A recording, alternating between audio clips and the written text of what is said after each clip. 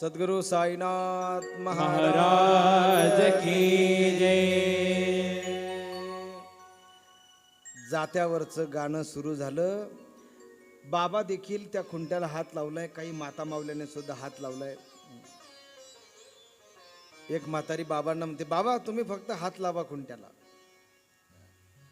जीव शिव दोन्ही खुंटे गे, प्रपंचाचे नेटे गे. कोणता खुंटा? जीव आणि शिवाचा खुंटा. खालचं जातं कोणतं, वरचं जातं कोणतं? खालचं जातं जे असतं ना ते स्थिर असतं, आणि जे वरचं जातं असतं ना ते फिरत असतं महाराज, आहे का नाही? श्रद्धा आणि सबुरीचे दोन जातेत महाराज. श्रद्धा दृढ झाली एकदा की बरोबर महाराज त्या जात्यातून पीठ निघतं महाराज. जाऊ दे, आपल्याला बाकीचं बोलायला वेळ नाही. खरं आपल्याला तुम्हाला कथा ऐकायची बाबांच्या चरित्राची. बाबांनी जी बाग फुलवली होती महाराज, लेंडी बाग, ती लेंडी बाग ज्या बागेमध्ये बाबांनी स्वतः झाडं लावली बरं का, स्वतः झाडं लावली. बाबांची एक सवय होती, तुम्ही बाबांच्या हातात मगाशी बघितलं असं मडकं असायचं. मडकं, त्या मडक्याने काय करायचे, ते पाणी घालायचे झाडांना, आणि प्रत्येक झाडाजवळ मडकं ठेवायचे. ते दररोज त्यांना वामनतात्या नावाचा शिर्डीतील कुंभार, तो वामनतात्या दररोज त्यांना काय करायचा, नवीन मडकं आणून द्यायचा. त्याने एकदा जुनं मडकं आणून दिलं होतं. बाबांनी सांगितलं, नाही मुझे कच्चा घड़ा चाहिए. वामनतात्याने विचारलं, बाबा कच्चा घड़ा किस लिए चाहिए आपको? बाबा हसत हसत बाबांनी उत्तर दिलं, अरे वामन, मुझे कच्चे घड़े ज़्यादा पसंद है. संतांना कच्चे घडे जास्त आवडतात. पक्के घडे जे असताना ते जास्त टंगटंग करतात महाराज. नाही कळलं का? मी घड्याचं बोलतोय का? घडा कळाला ना तुम्हाला? मातीचा घडा कुंभार जो बनवतो तो. नाही कळत का तुम्हाला? आता सगळे स्टीलचीच भांडी आली ना, त्याच्यामुळे पूर्वी मातीची भांडी होती महाराज. आणि ही कुलाल मंडळी, जी कुंभार जो असायचा ना, तो त्या मळायचा, त्या मातीला चांगलं मशागत करायचा. मातीशी इतकं नातं होतं महाराज त्याचं. मातीशी नातं जोपर्यंत आहे ना माणसाचं महाराज, तोपर्यंत त्याला कुठले आजारही होत नाही. बरं, आमचं मातीशी नातंच तुटलं महाराज. या फरशीने काय केलं, सगळी सटकासटकी करून टाकली. फरशीमुळे मातीशी नातं राहिलं नाही. पूर्वी सारवायचे घरामध्ये, किती काही आजार होते का? नाही. आता पायांना मुंग्या येतात काय, आता बीपी वाढतो काय, साखर वाढते काय, काय काय वाढतं महाराज. काय कशामुळे महाराज? आमचं मातीशी नातं तुटत चाललं महाराज. तो कुलाल जो असतो, कुंभार जो असतो ना महाराज, तो त्या मातीशी चांगलं मळतो, एकजीव करतो महाराज. इतकं जीव ओतून तो काम करत असतो ना, का त्या मातीला आकार घ्यावाच लागतो महाराज, घ्यावाच लागतो. एवढी मेहनत असते ना त्याची प्रामाणिक, का त्यामुळे ती ओली माती एकदम अगदी चांगली मळली त्याने, का त्या चाकावर तो काय करतो, ते तो गोळा असा ठेवतो. आणि एकदा त्याने असा हात लावला रे लावला, त्याच्या डोक्यात जी कल्पना आहे ना महाराज, ती मूर्त स्वरूपामध्ये आकार घेते महाराज. काय कमाल आहे भगवंताची. घटा घटाचे रूप आगळे, प्रत्येकाचे दैव वेगळे. घटा घटाचे रूप आगळे, प्रत्येकाचे दैव वेगळे. तुझ्या विना ते कोणा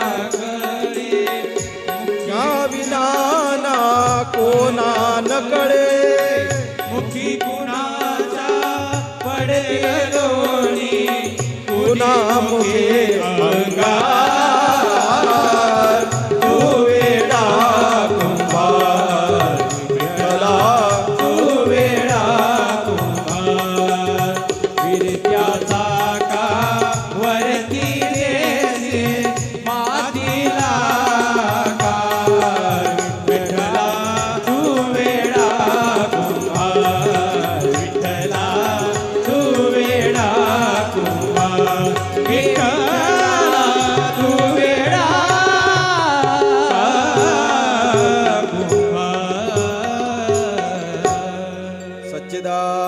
सद्गुरु साईनाथ महाराज की जय.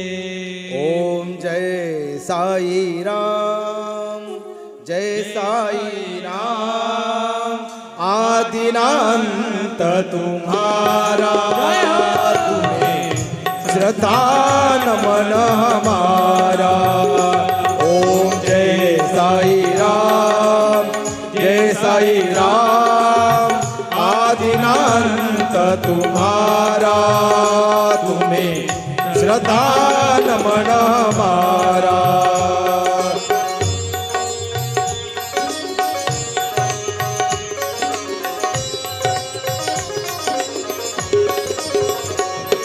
धरती पर रह कर प्रभु तुमने धरती पर रह कर प्रभु तुमने अंबर तक है विस्तारा ओम जय साई राम आदिनाथ तुम्हारा तुम्हें श्रद्धा नमन हमारा ओम जय साई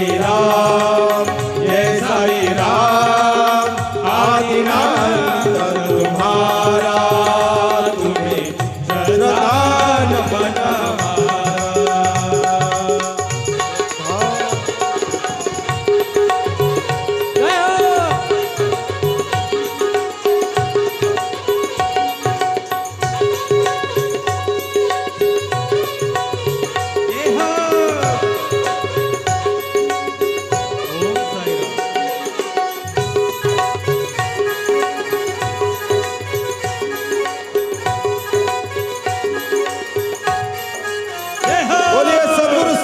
महाराज की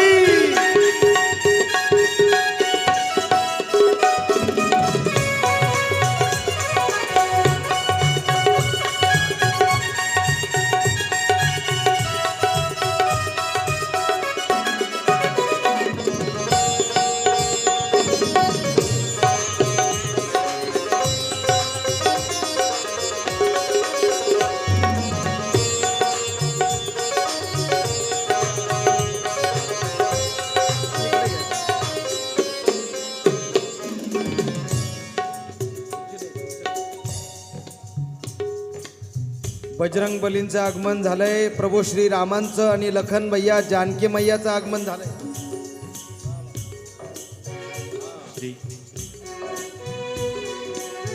छोटे राम आहे महाराज छोटे राम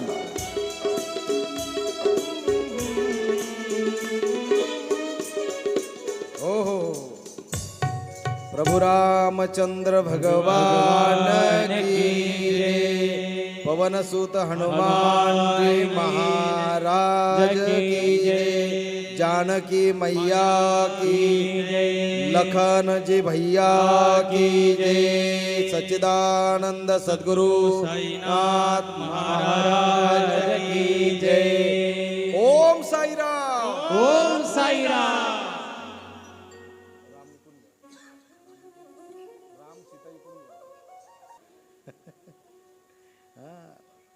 बहुत बढ़िया जरा ताली बजाव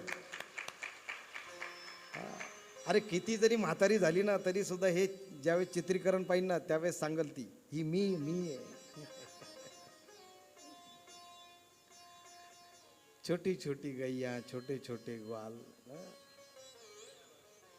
हमारे लखन जी प्यारी लखन भैया भी बहुत प्यारे वाह क्या बात जय हनुमान जय श्री राम हाथ ऊपर उठाओ जय श्री राम जय श्रीराम जरा जोरात आवाज द्या म्हणता येत ते जय श्रीराम जय श्रीराम काय महाराज हनुमानजी आहेत सुंदर एकदम जरा जोरात टाळी वाजवा एकदा ज्यांनी झाकी सजवली आमचे कोकाटे महाराज आमचे तळोदी बाळापूर येथील आमचे कोकाटे भाऊ झाकीवाले अगदी त्यांच्यासाठी एकदा जोरात टाळी होऊन जाऊ द्या हे अंजनीच्या सुता तुला रामाचं वरदान हे अंजनीच्या सुता तुला रामाचं वरदान एक मुखान बोला बोला जय जय हनुमान एक मुखान बोला बोला जय जय हनुमान अंजनीच्या सुता तुला रामाचं वरदान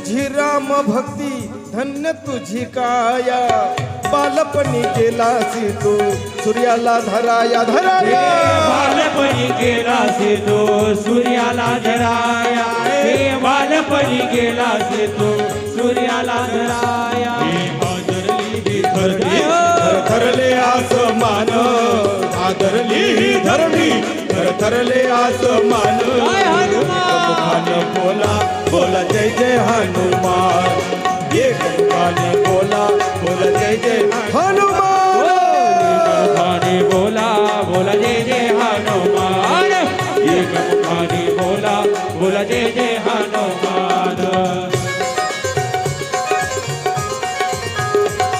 हरी बोल.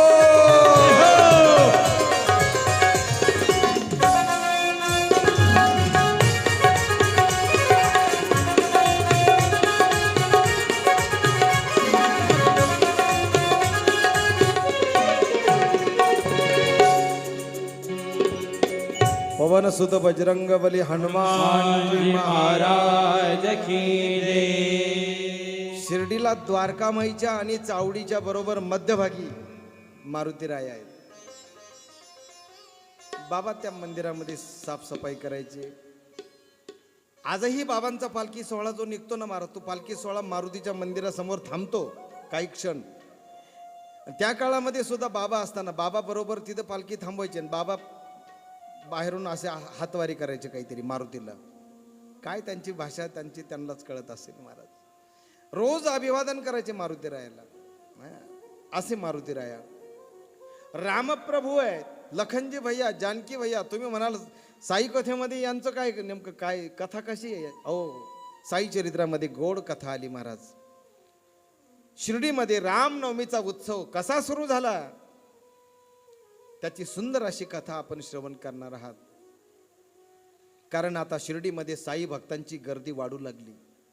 लांबून लांबून बाबांजवळ भक्त गोळा होऊ लागले. बाबांच्या अवतीभोवती जे लोक होते ते साधारण नव्हते ना महाराज. अहिल्यानगरचे म्हणजे पूर्वीचे नगरचे काकासाहेब मेरीकर यांना ब्रिटिशांनी सरदार ही पदवी दिलेली होती. ते काकासाहेब मेरीकर. नागपूरचं मोठं प्रस्थ नारायण गोपाळराव बुट्टी, ज्या बुट्टींनी खऱ्या अर्थाने शिर्डीला साई मंदिराची ती जागा विकत घेऊन त्या ठिकाणी दगडी मंदिर बांधलंय महाराज. करू त्याची त्या मंदिराची देखील कथा तुम्हाला सांगेल. ती गोपाळराव बुट्टी आणि ती गोपाळराव बुट्टी बाबांबरोबर जोडल्या गेली महाराज. बघा कशी मोठी मोठी माणसं. आजही हजारो एकर त्यांना क्षेत्र आहे. मोठी माणसं आहेत फार. बुट्टी परिवार फार मोठा आहे. ज्या बुट्टी परिवाराचा उल्लेख तुम्ही जर कधी स्वामी समर्थांचं जर चरित्र वाचलं तुम्ही, स्वामी चरित्र, त्याच्यामध्ये सुद्धा या बुट्टींचं नाव येईल महाराज. तुम्ही जर गजानन महाराजांचं चरित्र वाचलं, गजानन विजय नावाचा ग्रंथ तुम्ही वाचा. तुम्ही गजानन विजय, तुम्ही विदर्भातले आहात. आणि हा गजानन विजय नावाचा ग्रंथ ज्यांनी कोणी लिहिला ना महाराज, ते साईबाबांचे निस्सीम भक्त, ज्यांनी साईबाबांचा प्रचार अखंड जीवनभर केला, असे दास गणू महाराज, गणेश दत्तात्रय सहस्त्रबुद्धे यांचं चरित्र आपण उद्याच्या कथेमध्ये तुम्हाला सांगणार आहे. हे कसे बाबांबरोबर जोडल्या गेले, कसे बाबांच्या सेवेत आले, कशी साईबाबांची त्यांना गोडी लागली, हे उद्याच्या कथेत तुम्हाला ऐकायला मिळेल. ते दासगणू महाराज ज्यांनी गजानन विजय नावाचा ग्रंथ लिहिला, त्याच्यामध्ये सुद्धा या बुटींचं नाव येईल महाराज. गोपाळराव बुटी, काकासाहेब दीक्षित ज्यांचं नाव हरी सीताराम दीक्षित, नानासाहेब चांदोरकर, ही मोठी मोठी माणसं त्यावेळेस बाबांबरोबर जोडल्या गेली महाराज. कोणी रिटायर होतं, कोणी मोठमोठे अधिकारी होते, शासकीय अधिकारी होते, सुशिक्षित मंडळी होती, सगळी बाबां का जोडल्या गेली महाराज? चमत्काराशिवाय कोणी नमस्कार करीत, काहीतरी अनुभव आल्याशिवाय माणूस कुणाच्या मागे लागत नाही महाराज. काहीतरी त्याला प्रचिती आल्याशिवाय त्याला त्याचं वेड लागत नाही महाराज. आणि ज्यावेळेस प्रचिती येते ना, त्यावेळेस वेडच लागलं पाहिजे महाराज, वेडच. भक्तीमध्ये माणूस वेडा होत नाही तोपर्यंत त्याला आनंद मिळत नाही. आता इथं तुम्ही नुसते बसले मख्खवाणी, पण ज्यावेळेस भजन चाललं ना त्यावेळेस उठून नाचायला पाहिजे तुम्ही. मग म्हणावं खरं साई भक्तीमध्ये तुम्ही अगदी धुंद झालात महाराज. धुंद झाला तुझा दरबार. अरे कशाची लाज नाही वाटली पाहिजे आपल्याला. असं उठून नाचलं पाहिजे महाराज आपण. अरे इथं नाही नाचाल मग डीजे समोर जाऊन नाचता का? इथे जो आनंद महाराज, इथं जर नाचाल तर संसारात नाचायची गरज नाही महाराज. अरे संसारात कोणाकोणाच्या तालावर नाचावं लागतं आजकाल. काय तुम्हाला अनुभव आहे ना हो?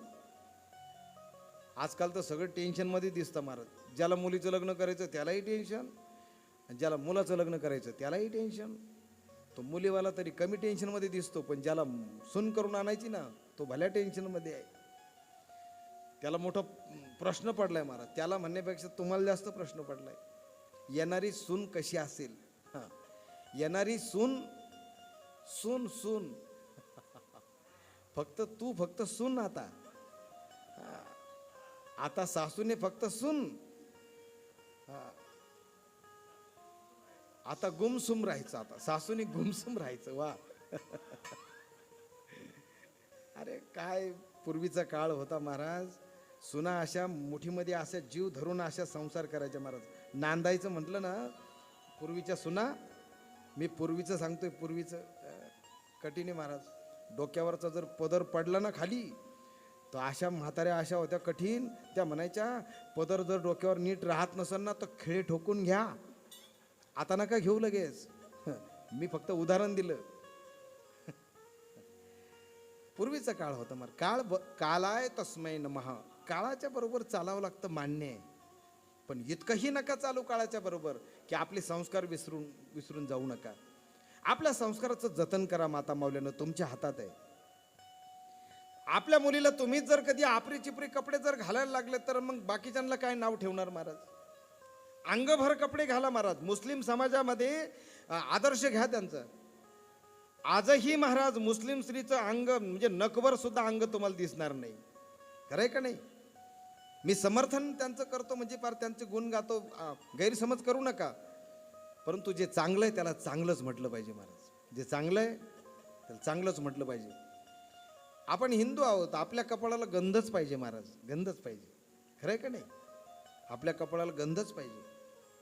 अरे आपण भाग्यवान आहोत, आपल्या डोळ्या देखत याच भारताच्या भूमीमध्ये राम मंदिर झालं. किती लोकांची आहुती गेली महाराज, किती लोकांनी बलिदान दिलंय महाराज. अरे म्हणता म्हणता गेले महाराज. बनाएंगे मंदिर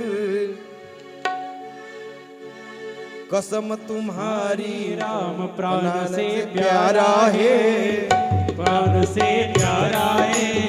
अवधपुरी का राम बनाएंगे मंदिर, बनाएंगे मंदिर. जय हो. हरि बोल.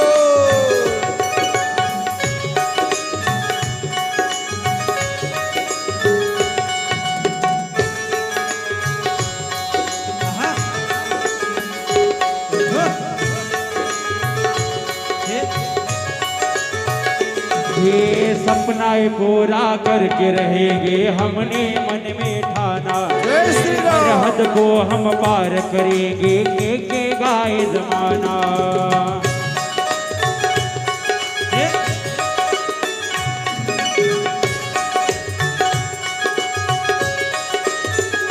हो सपना पूरा करके रहेंगे हमने मन में ठाना. हर हद को हम पार करेंगे, देखेगा ये जमाना. हे हम तेरे दीवाने आए जलवा दिखाने, मरते ना दे तेरे नाम. बनाएंगे मंदिर, बनाएंगे मंदिर. कसम तुम्हारी राम प्राण से प्यारा है. अवधपुरी के राम बनाएंगे मंदिर का नाम बनाएंगे मंदिर, बनाएंगे मंदिर, बनाएंगे मंदिर, बनाएंगे मंदिर, बनाएंगे मंदिर, बनाएंगे मंदिर. प्रभु रामचंद्र भगवान की जय. अरे कितीतरी लोकांनी बलिदान दिलंय महाराज, हिशोब नाहीये.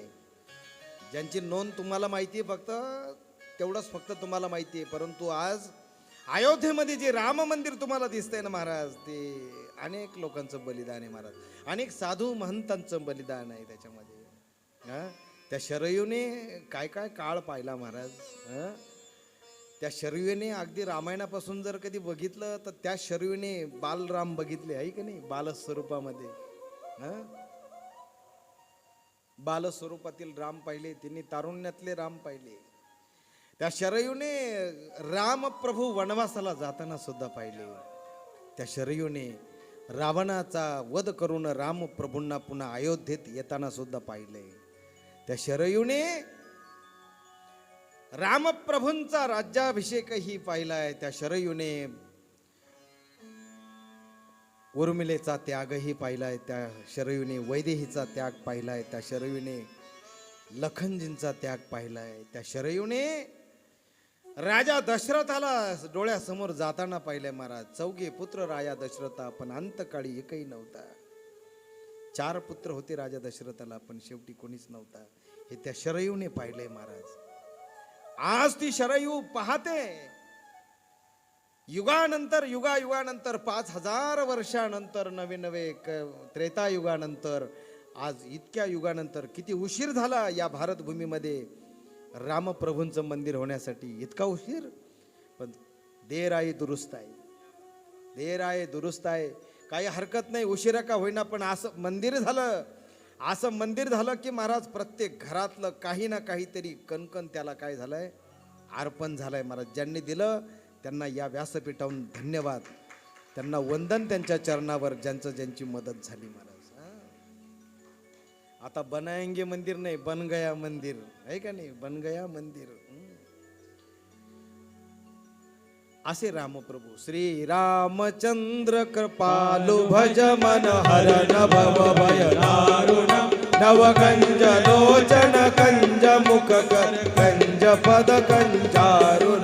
श्रीराम श्रीराम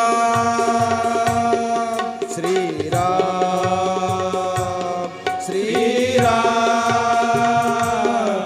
कंदर्प अगणित अमित छवि नवनील नीरज सुंदरम पटपीत मानव तड़क रुचि शुचि नवमी जनक सुतावर.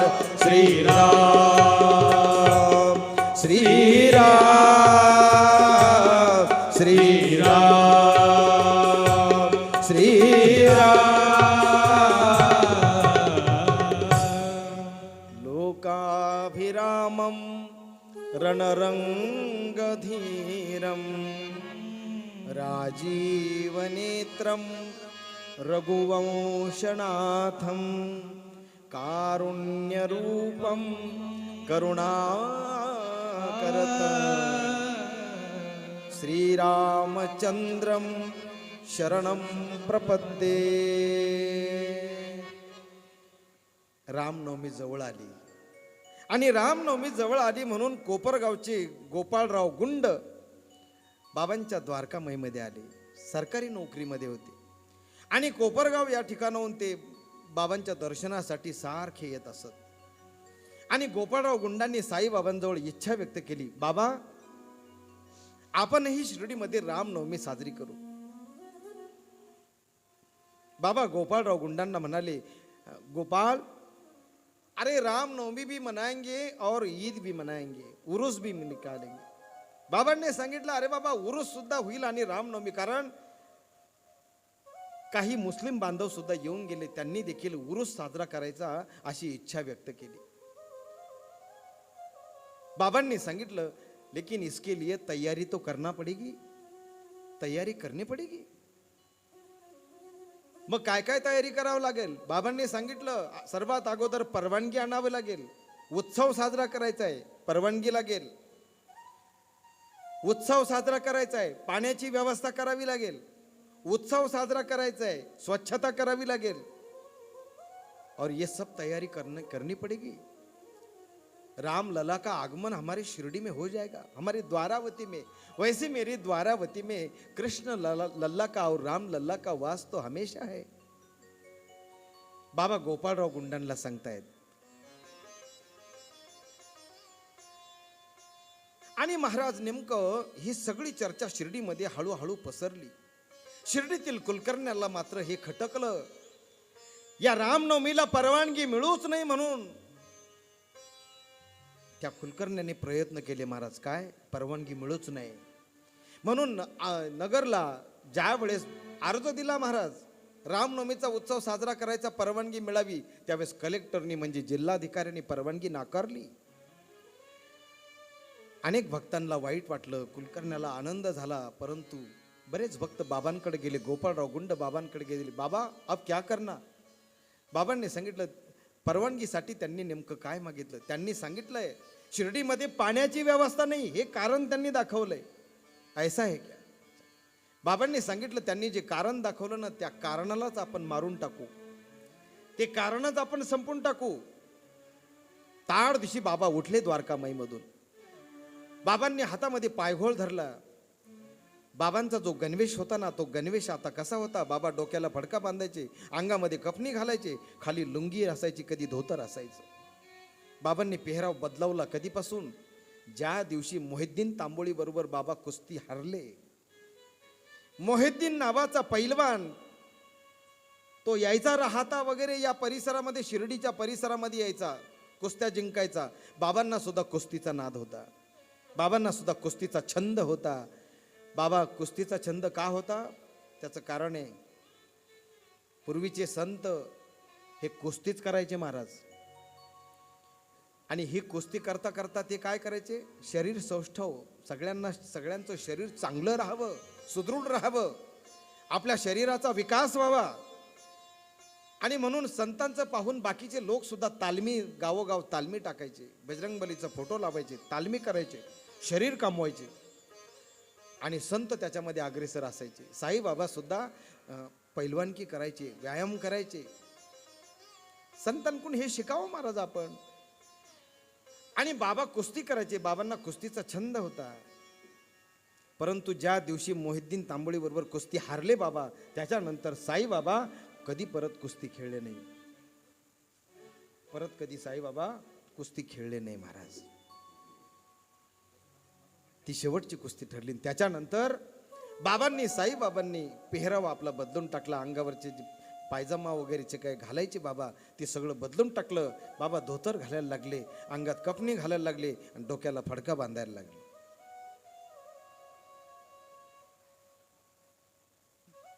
ताड दिवशी बाबांनी पायघोळ धरला आणि ताड दिवशी द्वारकामाईच्या पायऱ्या उतरले.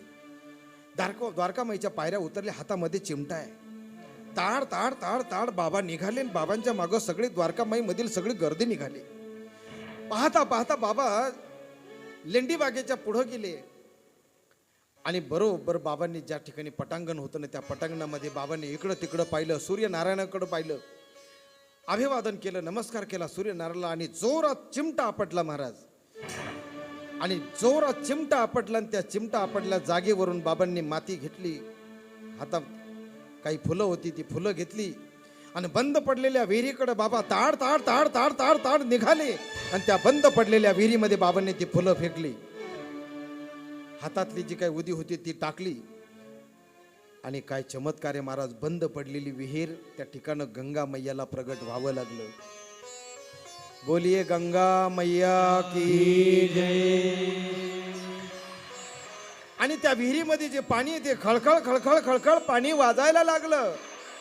गंगे चैव यमुने चैव गोदावरी सरस्वती नर्मदे कावेरी सिंधू जल्यास्मिन् सन्निधम कुरु. सगळ्या गंगेचं आव्हान केलं सगळ्यांनी, या रामनवमीच्या उत्सवाला मदत करा.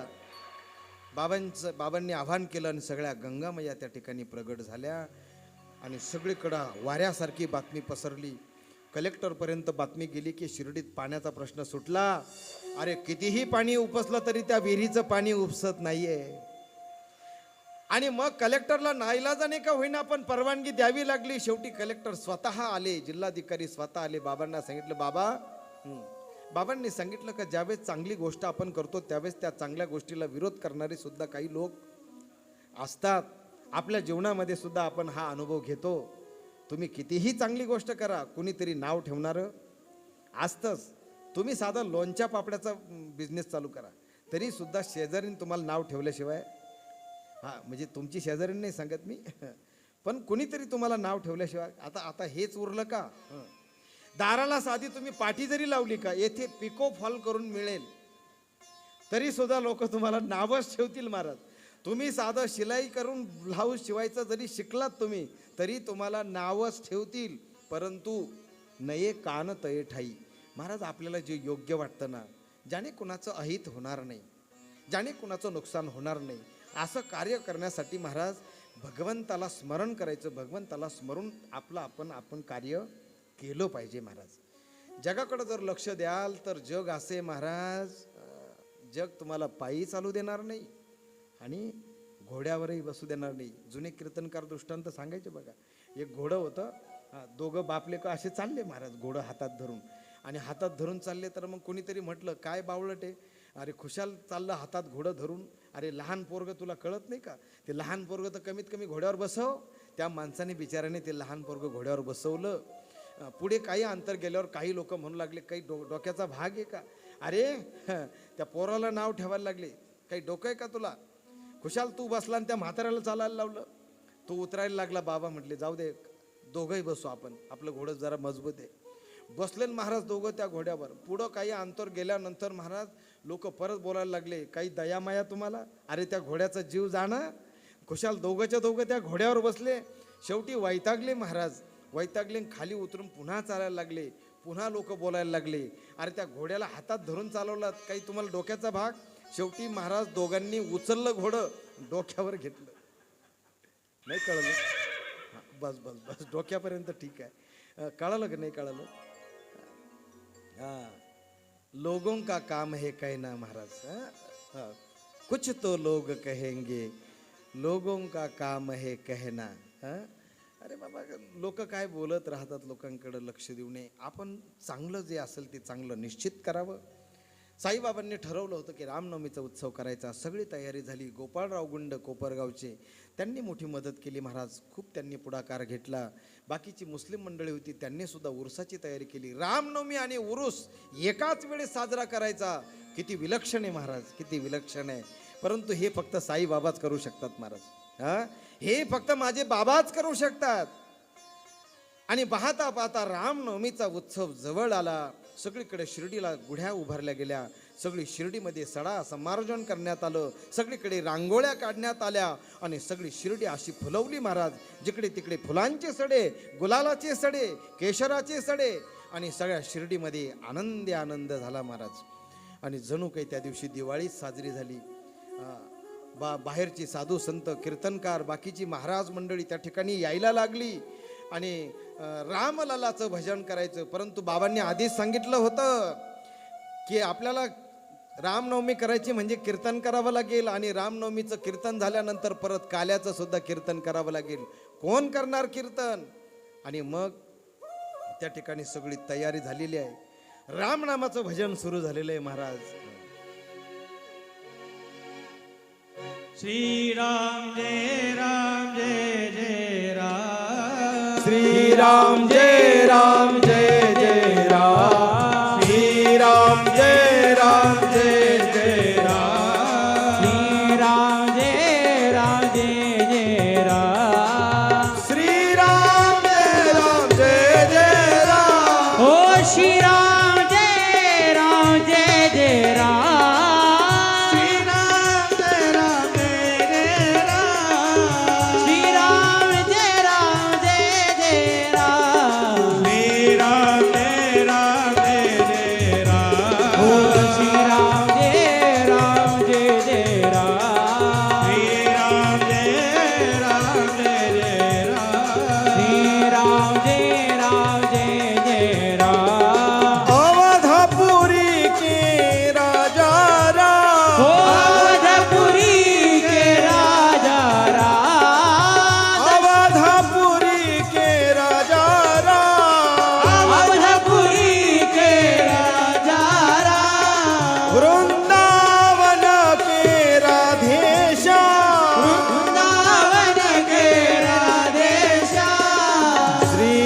राम जय जय राम, श्री राम जय जय राम, श्री राम जय जय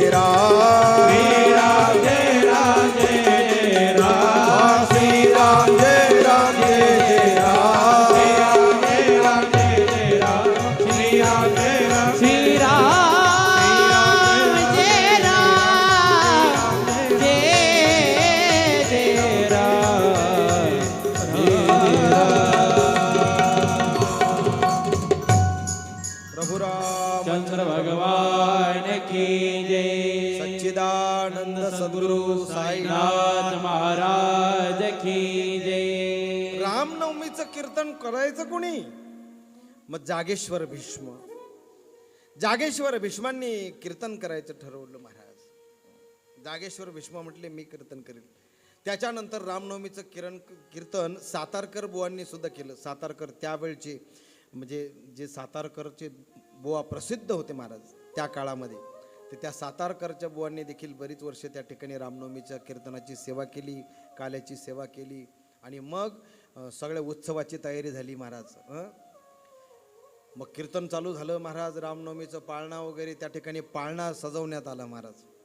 आणि पाळणा सजवल्यानंतर ते कीर्तनाला सुरुवात झाली महाराज. राम प्रभूंचं सगळं वर्णन सुरू झालं. प्रभू रामचंद्र केव्हा अवताराला येतात, कसं सगळं वर्णन जागेश्वर भीष्म कीर्तन करतायत. काका महाजनी हे पेटीचा स्वर धरतायत महाराज. आणि पेटीचा स्वर त्या काका महाजनींनी धरलेला आहे. सुंदर असं कीर्तनाचं आयोजन त्या ठिकाणी झालं. बाबा द्वारकामाईमध्ये बसलेले आहेत आणि द्वारकामाईमध्ये पाळणा सजवलेला आहे, पाळणा टांगलेला आहे. त्या पाळण्यामध्ये रामललाचा छबी, रामललाचा फोटो त्या ठिकाणी त्या पाळण्यामध्ये ठेवलेला आहे. सुंदर असा रामललाचा फोटो. आणि अशीच बजरंगबलीची सुद्धा एक झाकी बनवलेली होती महाराज, आहे का नाही? आणि त्या ठिकाणी खूप आनंद उत्सव त्या ठिकाणी लुटला. सगळ्या लोकांनी आनंद साजरा केला. आणि हे कीर्तन चालू असताना रामललाचा त्या ठिकाणी पाळणा देखील नंतर त्या कीर्तनकारांनी गायलेला आहे महाराज. आणि सुंदर असा राम जन्माचा पाळणा त्या ठिकाणी सर्व माता माऊल्यांनी गायला सुरुवात केली. राम जन्माची वेळ झाली आणि राम जन्माची वेळ झाल्यानंतर बरोबर दुपारी माध्यान्ह काळी 12 वाजता, नाही वाजता येणार, माध्यान्ह काळी बरोबर दुपारी 12 वाजता रामप्रभूंचं त्या ठिकाणी प्रागट्य साजरं केलेलं आहे सर्व मंदिरामध्ये. आणि हे साजरं करत असताना एक गडबड झाली महाराज. काय गडबड झाली? शेवटी ज्यावेळेस जन्म होतो ना त्यावेळेस जन्माचा अभंग होत असतो. आणि राम जन्माचा अभंग झाल्यानंतर शेवटी गुलाल उधळतात बघा, गुलाल आणि फुलं उधळतात. सगळ्यांच्या हातामध्ये गुलाल आणि फुलं होते. आणि तो गुलाल आणि फुलं जे उधळले ना, तर उधळले याचा अर्थ लगेच एकमेकाच्या डोळ्यात ते फेकू नये. परंतु झालं तेच. इतकी गर्दी द्वारकामाईमध्ये जमली आणि प्रत्येकाने गुलाल उधळला, परंतु बऱ्याच लहान लहान मुलांच्या आणि काही माता मावल्यांच्या डोळ्यामध्ये तो गुलाल गेला. बाबांनी ते पाहिलं. बाबांनी ते पाहिलं. बाबांनी त्या ठिकाणी डायरेक्ट महादेवाचं रूप, रुद्र असं रूप धारण केलं. रुद्र रूप बाबांनी धारण केलं आणि हातामध्ये चिमटा घेतला, पायगोळ हातामध्ये घेतला. आणि बाबांचं उग्र रूप पाहून चिडले बाबा महाराज. आणि बाबा चिडल्यानंतर लाल बुंद अग्नीसारखे बाबांचे डोळे झाले. ते डोळे पाहिल्यानंतर सगळ्यांची गडबड त्या ठिकाणी सुरू झाली. एवढी गडबड झाली का एवढी द्वारकामाई भरलेली होती, पण सगळी द्वारकामाई काही क्षणामध्ये खाली झाली महाराज. बाबांनी मोठ्याने आवाज दिला महाराज. बाबांना राग आला महाराज. एक लक्षात घ्या, संतांचा राग सुद्धा जगाचं कल्याणच करतो बरं. संतांचा क्रोध देखील जगाचं हितच करीत असतो. बाबा का रागवले? आपण आनंद उत्सव साजरा करत असताना त्याचा अतिरेक करू नका. या लीलेतून बाबांना हा संदेश द्यायचा आहे. अरे गुलाल फुलं असतील एका ठिकाणी परडीमध्ये घ्या, टोपलीमध्ये घ्या आणि रामप्रभूंच्या चरणावर वाहून द्या. उगाच काहीतरी गुलाल उधळून डोळे किती नाजूक असतात आपले, किती नाजूक असतात. सगळ्या शरीरामध्ये सगळ्यात नाजूक जर असतील तर ते आपले डोळे आहेत. या डोळ्याची किंमत त्यांना विचारा ज्यांना एक डोळा नाहीये. या डोळ्याची किंमत त्यांना विचारा ज्यांना हे दृष्टीजात जग पाहायला मिळत नाही. डोळ्याची किंमत त्यांना विचारा महाराज, का जे हे जग पाहू शकत नाही त्यांना विचारा डोळ्याची किंमत. आपल्याला काय डोळे आहेत, रोजच आहेत, त्याचे महत्व नाही. अति परिचयात अवज्ञा. रोज परिचयात जी वस्तू असते ना महाराज, जी गोष्ट असते ना, तिची किंमत आपल्याला कळत नसते. वस्तू दूर ज्यावेळेस जाते ना त्यावेळेस त्याची किंमत कळत असते. व्यक्ती आहे तोपर्यंत त्याची किंमत नाही महाराज. गेल्यानंतर संत महंत ठरले, गेल्यानंतर संत महान ठरलेले आहेत. आहे तोपर्यंत संत जगाला कळलेच नाही महाराज, नाही कळले. कसे संत ओळखायचे महाराज? कसे संत ओळखणार? आपण व्हावे तैसे तेव्हा कळे. संतांचा महिमा तो बहु दुर्गम, शाब्दिकाचे काम नाही येते. बहु दुधड जरी झाली म्हैस गाय, तरी ती काय होईल कामधेनू. तुका म्हणे संत ओळखावे कैसे, आपण व्हावे तैसे. जेव्हा आपण तसं होतो ना महाराज, संत ओळखणं कठीण आहे. साईबाबा सुद्धा कुठे ओळखू आले महाराज, नाही ओळखू आले. जेव्हा जेव्हा लोकांना अनुभव यायला लागला, प्रचिती यायला लागली, त्या वेळेस साईबाबांच्या अवतीभोवती गर्दी व्हायला लागली. जो यायचा तो लाभासाठीच यायचा, जो यायचा तो सुखासाठीच यायचा, दुःखाचं गाठोडं घेऊन यायचा आणि जाताना मात्र सुखाची पोतडी भरून घेऊन जायचा. येताना दुःखाची पोतडी. आजही शिर्डीला येतात, दुःख घेऊन येतात, येताना रडत रडत येतात, पण जाताना मात्र शिर्डीतून हसत हसत जातात. ही माझ्या बाबांची किमया आहे, ही माझ्या साईनाथांची किमया आहे महाराज.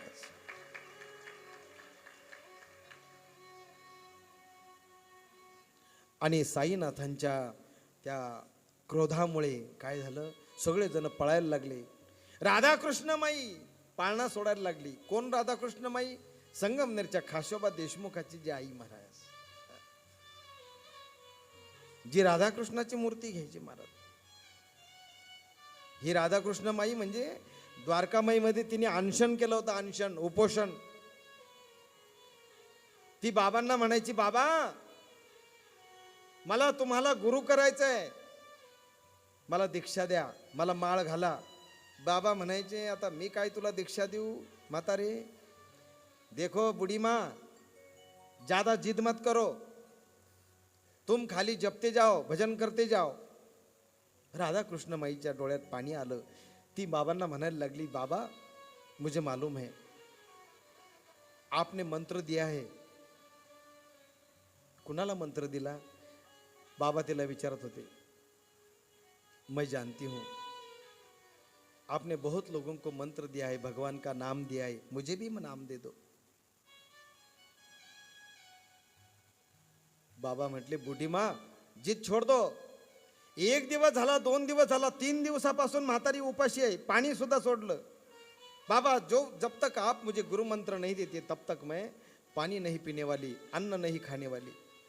म्हातारी पक्की होती. म्हातारीने सांगितलं, अजिबात नाही, आता मी अन्नही खाणार नाही, पाणी पिणार नाही, जोपर्यंत तुम्ही मंत्र देत.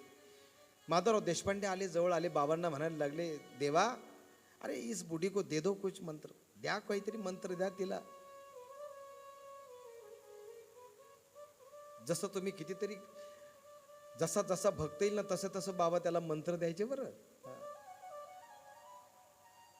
एक विठ्ठलाचा भक्त आला तर बाबांनी त्याला विठ्ठलाचाच मंत्र दिला, मन विठ्ठल विठ्ठल. विठ्ठला विठ्ठला विठ्ठला विठ्ठला माया बाबा, विठ्ठला विठ्ठला विठ्ठला विठ्ठल विठ्ठल विठ्ठला विठ्ठल विठ्ठल विठ्ठला. बोला विठ्ठल विठ्ठल विठ्ठला विठ्ठल विठ्ठल माझ्या विठ्ठला पांडुरंगा, माझ्या विठ्ठला पांडुरंगा, माझ्या विठ्ठला पांडुरंगा. विठ्ठल म्हटल्याने काय होतं? अहो विठ्ठल विठ्ठल ज्यावेळेस तुम्ही म्हणताना त्यावेळेस हृदयामध्ये बघा तुम्ही स्पंदनं तयार होतात, व्हायब्रेशन तयार होतं. आणि या स्पंदनामुळे काय होतं, जो कोणी दररोज विठ्ठल विठ्ठल असं गातो किंवा म्हणतो ना महाराज टाळी वाजवून, त्याला शक्यतो हृदयविकार येणार नाही, येत नाही. बऱ्याच शास्त्रज्ञांनी ते संशोधन केलंय आणि ते संशोधन करून शास्त्रज्ञांनी सांगितलंय का विठ्ठल विठ्ठल विठ्ठल विठ्ठल म्हणत जा, आहे की नाही. साई विठ्ठला साई विठ्ठला साई विठ्ठला साई विठ्ठला म्हणत राहा. मग शेवटी बाबा आले आणि त्या म्हातारीची समजूत काढली. ती राधाकृष्ण माई घाईघाईत पाळणा सोडायला लागली आणि पाळणा सोडायला लागली. नंतर साईबाबांनीच तिला सांगितलं पाळणा सोडू नको, अजून आताशी जन्म झालाय, जोपर्यंत ते पारणं फिटत नाही, जोपर्यंत काल्याचं कीर्तन होत नाही ना, तोपर्यंत हा उत्सव संपत नाही. बाबा थोडे शांत बोलायला लागल्यानंतर हळूहळू द्वारकामाई पुन्हा भरायला लागली आणि सगळीकडं आनंद आनंद प्रत्येकाच्या चेहऱ्यावर दिसायला लागला. बाबांनी सांगितलं, देखो उत्सव मनाव, रामनवमी साजरी करा, परंतु त्याचा अतिरेक करू नका, कारण आता उरूसही साजरा होणार आहे. आणि मग उरूसही साजरा झाला, रामनवमी सुद्धा. बाबा देखील आनंदाने नाचायला लागले. काल्याचं कीर्तन झालं, जागेश्वर भीष्मांचं, आणि बाबांनी स्वतः तो पाळणा घेतला आणि पाळण्याला ती दोरी होती ना, ती दोरी हातामध्ये घेतली आणि बाकीच्या महिलांना मात्र आता शांत बसवत नव्हतं. त्या सगळ्या जणी गायला लागल्या महाराज. काय? पहिल्या दिवशी बोलली गंगा, पहिल्या दिवशी बोलली गंगा, पहिल्या दिवशी बोलली गंगा, पहिल्या दिवशी बोलली गंगा. नका बायानो करू दंगा, नका बायानो करूया दंगा. दशरथ राजाला जाऊन सांगा, जो बाळा जो रे जो. दशरथ राजाला जाऊन सांगा, जो बाळा जो रे जो. दशरथ राजाला जाऊन सांगा, जो बाळा जो रे जो. दुसऱ्या दिवशी बोलाली भागा, दिवशी बोलली भागा, दुसऱ्या दिवशी बोलाली भागा. निराकार बोलली भागा, निराकार हा होईल जागा, निराकार होईल जागा. बायानो तुम्ही चरणासी लागा, बायानो तुम्ही चरणासी लागा. हा गोळ्या उभारा, रामाला मागा, जो बाळा जो जो रे जो. जोड्याचे रामाला मागा, जो बाळा जो जो रे जो. गोढ्या उभारा, पाचही रांगा, जो बाळा जो जो रे जो. गोढ्या उभारा, पाचही रांगा, जो बाळा जो जो रे जो. प्रभू रामचंद्र भगवान की जय. अशा पद्धतीने शिर्डीमध्ये रामनवमीचा उत्सव बाबांनी सुरू केला. तेव्हापासून आज तागायत शिर्डीमध्ये रामनवमीचा उत्सव मोठ्या आनंदाने साजरा होतो. आज या ठिकाणी आपणही या कथेमध्ये हा आनंद उत्सव साजरा केला. पण रामललाचं आगमन तुमच्या या हिंगण घाटमध्ये या कथेमध्ये झालंय, हे काहीतरी तुम्हाला दिसलं पाहिजे ना, आहे का नाही? म्हणून सर्वांना विनंती आहे की हा आनंद उत्सवामध्ये सर्वांनी सहभाग घ्या, आरतीची तयारी करा. आजची कथा मात्र याच ठिकाणी विश्राम करीत आहे. प्रभू श्री रामचंद्र भगवान की जय. अनंत कोटी ब्रह्मांड नायक राजाधिराज योगीराज परब्रह्म श्री सच्चिदानंद सद्गुरु साईनाथ महाराज की जय. सर्वांना विनंती, जागेवर उभं राहा. ज्यांना आनंद घ्यायचा असेल त्यांनी घ्या. पुढे या, पुढं पुढं पुढे या, या पुढं.